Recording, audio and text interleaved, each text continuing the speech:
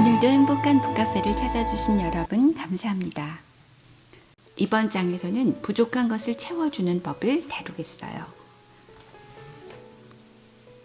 다음 단계는 말 그대로 일단 저편으로 건너간 다음에 이어지는 단계예요. 이 단계는 일종의 모험이지만 철저한 계획 속에 있죠. 바로 성령님이 인도하시기 때문이죠. 다음 단계가 통할지 정확히 알 수는 없어요. 그러나 다른 식으로는 영적 기반을 마련할 수 없기에 우리는 계속해서 이 단계를 시도해 봐야 해요. 장소는 칵테일 파티, 혼자 서 있던 그 낯선 사람에게 다가가 대화의 물꼬를 트죠. 그리고 얼마 동안 그로부터 적지 않은 이야기를 끌어내요. 이제 다음 단계는 뭘까요? 깊은 부분으로 들어가 영적인 질문 한두 개를 던질까요? 아니면 피상적인 수준에서 몇 마디 농담을 더 던지다가 틈을 봐서 조용히 자리를 뜰 것인가요? 또 다른 사람, 출장지에서 집으로 돌아오는 비행기 안, 비행기가 도착지를 향해 반쯤 날아갔을 때 옆자리에 앉은 남자가 편하게 느껴져 슬쩍 말을 붙였더니 그가 작년에 죽은 아버지 때문에 아직도 심란하다고 토로해요. 문득 견디기 어려운 슬픔의 한복판에서 오히려 믿음을 굳게 다져주었던 책 한 권이 머리에 떠오르죠. 이럴 때 과감히 신앙을 밝히고 이 책을 권할 것인가? 아니면 살짝 등을 토닥여 준 후에 다른 주제로 넘어갈 것인가? 우리는 판단하기가 쉽지 않겠죠? 자, 또 다른 경우를 살펴볼게요. 학교가 휴교하고 파티하는 날, 아들의 교실, 선생님이 다른 부모에게 하는 말을 엿들어 보니 이번에는 크리스마스를 가족과 함께 보낼 수 없어 쓸쓸할 것 같다고 하죠. 휴일에 혼자라고요? 안타깝죠? 선생님을 크리스마스 이브 예배나 크리스마스 가족 파티에 초대하는 것이 좋을까요? 아니면 사정을 못 들은 척 그냥 넘어갈까요? 이렇게 인생을 걷다 보면 주위의 나그네들이 속내를 드러내는 경우가 수없이 많죠.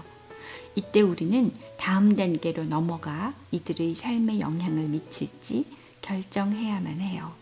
한마디로 나그네를 만나는 순간 현명한 선택을 하는 자가 바로 자원 제공자죠. 반드시 재능이 뛰어나거나 돈이 많거나 인상이 좋아야 하는 건 아니에요. 가장 중요한 건 하나님과 협력하는 태도죠. 언제라도 자신을 하나님의 도구로 내놓을 의지만 있으면 돼요. 그런 의지가 있으신가요? 좋아요. 이제 적절한 다음 단계를 어떻게 알아낼지 살펴보죠. 최근에 목사님 친구가 가족과 함께 새 도시로 이사를 갔어요. 며칠 후 친구는 옆집 여자와 만났죠. 짧은 만남 속에서 여자는 묻지도 않았는데 아이 넷과 남편이 있고 대기업에서 일하며 일과 가정의 균형을 맞추려고 애쓰는 중이라는 등 자신의 얘기를 자세히 늘어놓았어요. 여자의 말에 의하면 의지가 남다른 18살의 장남은 대학 진학 문제는 뒷전으로 밀어놓은 채 근처 식품점에서 아르바이트를 하고 있어요. 야구 경기 관람이나 남편의 출장 같은 여러 가지 일들이 쉴 새 없이 겹치는 바람에 여자의 애완견 2마리는 며칠씩 주인 없이 뒷뜰에 갇혀 있어야만 하죠. 친구와 여자는 몇 분 동안 담소를 나누다가 각자 집으로 몸을 돌렸어요. 이때 테라스에 있던 2마리의 개가 입에 테니스 공을 물고 애원하는 듯한 눈으로 쪼르르 달려왔어요. 보세요, 이렇다니까요. 워낙 활기가 넘치는 녀석들인데 함께 놀아줄 시간이 도통 없으니 불쌍한 녀석들이에요. 여자는 지독히 바쁜 삶으로 인해 지친 웃음을 흘리며 자기 집으로 걸어갔어요. 이런 상황에서 보통 우리는 가볍게 고개를 끄덕이고 살짝 웃어준 다음 작별 인사를 구하죠. 하지만 이런 짧은 만남 속에서 상대를 도울 길을 찾아야 해요. 일상적인 10분의 대화가 상대의 필요를 채워줄 10가지 넘는 방법을 알려주기도 하죠. 우리는 사람들이 보내는 무의식적인 구조 신호를 잡아내야만 해요. 그 신호 속에는 어떤 자원이 필요한지에 대한 정보가 담겨져 있죠. 머리가 비상해야 관계 속의 적절한 다음 단계를 알아낼 수 있는 건 아니에요. 사람들이 보내는 구조 신호와 함께 성령님의 이끄심을 수시로 확인하는 레이더만 있으면 되죠. 시기적절한 말 한마디나 핵심을 찌르는 질문 하나, 고르고 고른 책 한 권이나 설교 테이프나 세미나 및 행사 초대권, 자진하는 마음, 진심 어린 웃음, 듣는 귀와 비밀을 지켜주는 입, 내 친구처럼 옆집 가족이 출타한 사이에 가끔 두 마리의 개를 데리고 산책을 나가주는 간단한 행동, 이 모두가 적절한 다음 단계라고 할 수 있어요. 누가 알아요? 작은 사랑의 행위 하나가 어떤 놀라운 기적을 일으킬지. 정말로 그렇죠. 시시해 보이는 일상적인 것이라도 사랑만은 그리스도인의 손에 들리면 인생 변화의 거룩한 도구로 변할 수 있어요. 하지만 주위의 필요를 채워줄 자원으로 내놓기 전까지는 그 놀라운 잠재력을 결코 확인할 수가 없죠. 목사님의 실예를 한번 들어볼게요. 그날 홀로 밖으로 나가 아침 식사를 하며 몇 분이라도 하나님과 조용히 만나는 시간을 갖기로 하신 목사님. 찬바람이 매섭게 불었지만 하나님의 임재하심으로 훈훈함이 느껴지는 아침이었어요. 목사님은 카페 쪽으로 길을 건너며 속으로 기도를 드리고 있었죠. 하나님, 오늘 하루는 무슨 일을 시키시든지 다 들을게요. 오늘 하루만요. 거창한 약속을 했다가 지키지 못하느니 확실히 지킬 수 있는 약속을 하고 싶어요. 하나님, 뭐든 시키세요. 하지만 단 하루만이에요. 이렇게 못을 박았어요. 따뜻한 음식에 커피 몇 잔을 들이키다 보니 벌써 40분이 지났어요. 얼굴을 세차게 때리는 눈바람을 뚫고 다시 차 있는 데로 향했죠. 순간 거의 귀로 직접 듣는 듯한 하나님의 이끄심이 느껴졌어요. 늘 그런 식은 아니지만 그날은 진짜 그랬죠. 돌아가라. 목사님이 어떻게 하셨을까요? 그냥 자기 길을 갔어요. 하지만 목사님의 고집에도 하나님의 목소리는 사그라들지 않았어요. 돌아가라. 그분은 다시 목사님 마음을 자극하셨어요. 문득 좀 전에 했던 약속이 떠올라 얼굴이 화끈 달아올랐죠. 오늘 하루는 하나님께 드리겠다고 약속한 지 얼마나 됐다고 이런 강력한 이끄심을 거부하려 들다니. 얼른 몸을 돌렸지만 아무것도 눈에 들어오지 않았어요. 하나님, 뭐예요? 속으로 코웃음을 치면서 몸을 돌리려는데 할머니 한 분이 보였어요. 최소한 85은 넘어 보이는 할머니가 몇 미터 앞 버스 정류장 근처에 서 계셨죠. 주위를 둘러보니 장보러 나온 할머니와 상점 입구 사이에 커다란 눈더미가 떡하니 버티고 서 있는 것이었어요. 저 눈더미를 어떻게 넘으려고 그러세요?